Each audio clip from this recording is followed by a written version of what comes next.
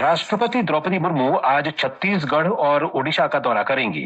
वे रायपुर में छत्तीसगढ़ विधानसभा के रजत जयंती समारोह में भाग लेंगी। राष्ट्रपति द्रौपदी मुर्मू आज ही ओडिशा के नयागढ़ जिले में श्री नील माधव मंदिर में दर्शन करेंगी।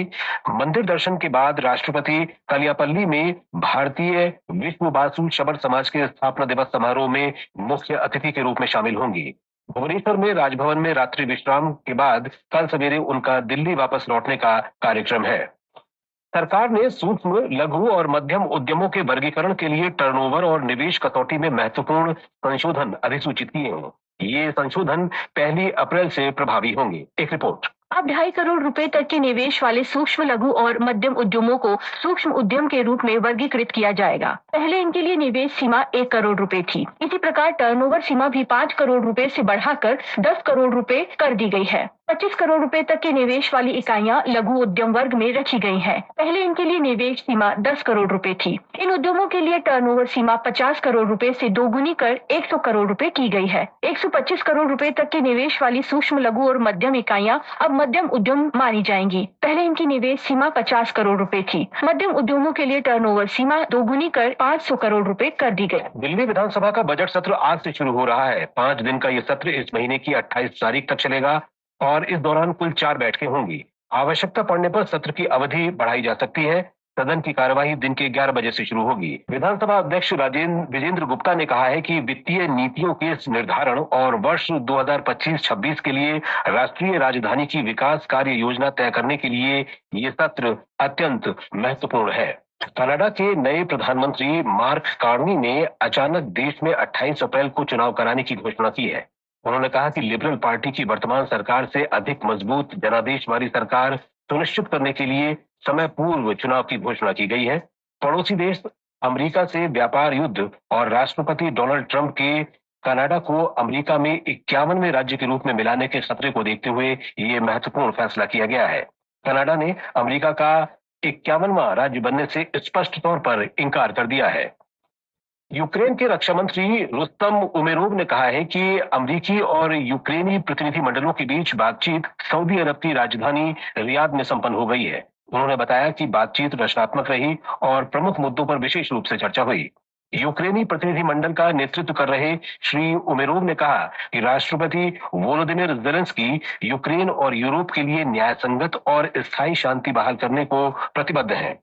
इस बीच अमेरिकी और रूसी शिष्टमंडलों के बीच आज होने वाली बातचीत राजनयिक प्रयासों में अगली महत्वपूर्ण कड़ी होगी। नेपाल की राजधानी काठमांडू में भारतीय दूतावास में 23वां स्वर्ण जयंती छात्रवृत्ति दिवस मनाया गया। इसमें नेपाल के लगभग 200 विद्यार्थियों ने भाग लिया। इसकी शुरुआत वर्ष 2002 में भारत नेपाल आर्थिक सहयोग के 50 वर्ष पूरे होने के उपलक्ष्य में की गई थी। समारोह में नेपाल में भारत के राजदूत नवीन श्रीवास्तव ने विद्यार्थियों को उत्कृष्ट प्रदर्शन करने के लिए प्रोत्साहित किया। आज विश्व तपेदिक दिवस है। टीबी के हानिकर स्वास्थ्य, सामाजिक और आर्थिक परिणामों के बारे में जागरूकता लाने और वैश्विक स्तर पर इसके उन्मूलन के प्रयास तेज करने के लिए प्रत्येक वर्ष 24 मार्च को यह दिवस मनाया जाता है।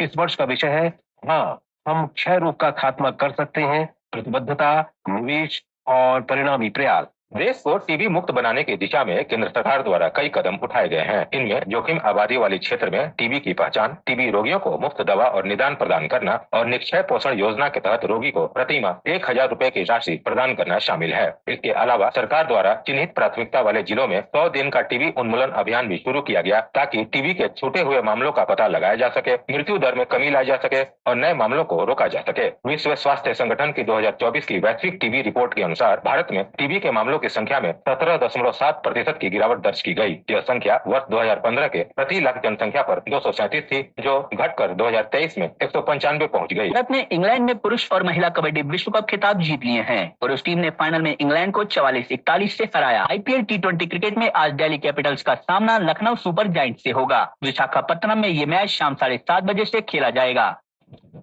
मौसम विभाग ने आज आंध्र प्रदेश के तटवर्ती क्षेत्रों, यमन, तेलंगाना और दक्षिणी कर्नाटक के भीतरी भागों में हल्की वर्षा और तेज हवाएं चलने का अनुमान व्यक्त किया है। जम्मू कश्मीर, लद्दाख और हिमाचल प्रदेश में भी अगले 3 से 4 दिन तक ऐसी स्थिति बने रहने का अनुमान है।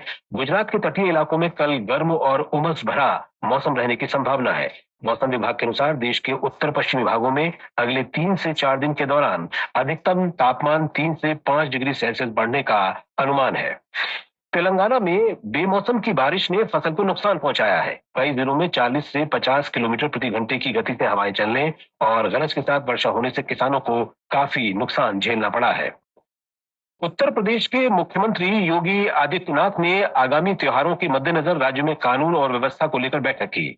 मुख्यमंत्री ने कहा कि अराजकता फैलाने वालों के खिलाफ सख्त कार्रवाई की जाएगी। उन्होंने कहा कि त्योहारों का ये समय कानून व्यवस्था की दृष्टि से संवेदनशील समय है, इसलिए प्रशासन को लगातार सतर्क रहना है। मुख्यमंत्री ने अधिकारियों से सोशल मीडिया पर नजर रखने, शांति समितियों की बैठकें करने और सौहार्द बनाए रखने के लिए मीडिया की मदद लेने को भी कहा। इस्राइल की सेना ने कल दक्षिणी गाजा पट्टी के खान यूनुस में नासर मेडिकल कॉम्प्लेक्स पर हवाई हमला किया और हमास के पोलित ब्यूरो सदस्य इस्माइल बरहूम और 4 अन्य फिलिस्तीनियों को मार गिराया। स्थानीय सूत्रों ने बताया कि इस्राइली ड्रोन ने परिसर की आपातकालीन इमारत की दूसरी मंजिल को निशाना बनाया। बेंगलुरु में राष्ट्रीय स्वयंसेवक संघ की बैठक आज के सभी अखबारों के मुख्य पृष्ठ पर है। अमर उजाला ने संघ के सरकारवाह दत्तात्रेय होसाले के बयान को दिया है धर्म आधारित आरक्षण असंवैधानिक, आक्रांता जैसी मानसिकता वाले देश के लिए खतरा।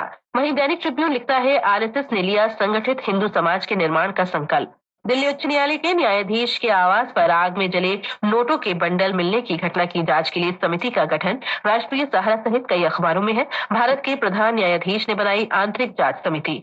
संभल की शाही जामा मस्जिद प्रबंध समिति के अध्यक्ष की गिरफ्तारी भी अखबारों की सुर्खी है। वहीं देशबंधु ने वक्फ संशोधन विधेयक के खिलाफ all India Muslim personal law board के देशव्यापी आंदोलन की घोषणा को पहले पन्ने पर जगह दी है। सरहद की निगरानी करेंगे एआई क्षमता से लैस रोबोट। दैनिक जागरण के अनुसार देश की सुरक्षा में रोबोट तैनात करने की तैयारी, सेना कर रही फील्ड परीक्षण। निवेशकों ने अधिक ब्याज वाली एफडी की ओर किया रुख। हिंदुस्तान के बिजनेस पन्ने पर है शेयर बाजार में भारी उतार चढ़ाव के बीच सावधि जमा में निवेश 23 गुना बढ़ा।